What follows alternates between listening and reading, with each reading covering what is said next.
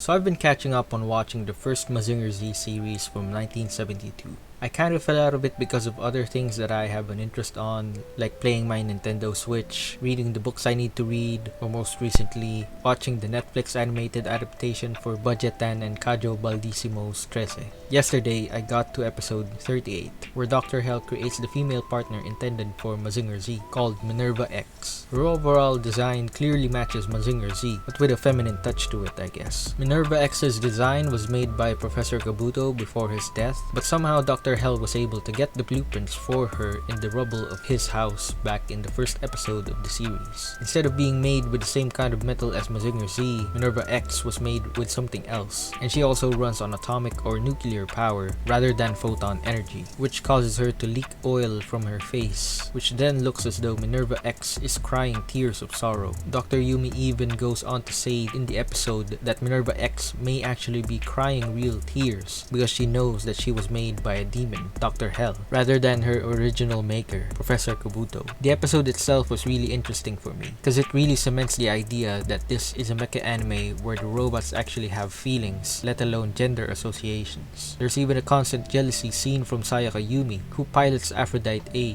which is the supposed partner for Koji Kabuto's Mazinger Z. She gets mad at Koji for suddenly spending more time with his female robot rather than with her. Baron Ashura loses control of Minerva X's control system once it comes in contact with Mazinger Z. Somehow, the gem in her chest reacts to Mazinger Z's presence as if Professor Kabuto's original design programming takes over her. Nearing the end of the episode, the gem gets destroyed by a mechanical beast, and Minerva X's control system is taken over again by Baron Ashura. Just before Minerva X passes away, her eyes turn blue, indicating that she has control over herself again, and looks woefully towards Mazinger Z, who holds her as her soul slowly fades from this world. I hope that wasn't much of a downer for you guys. This episode was really something else to me. It sort of emulates the same feelings I got from watching Daimos, but instead of an Erika and a Kazuya to portray the struggles of love in the midst of war, this particular element is seen within the robots themselves. We sort of end up wishing that somehow, in some way, they get to fix Minerva X's circuits in the future so that she could spend more time by Mazinger Z's side.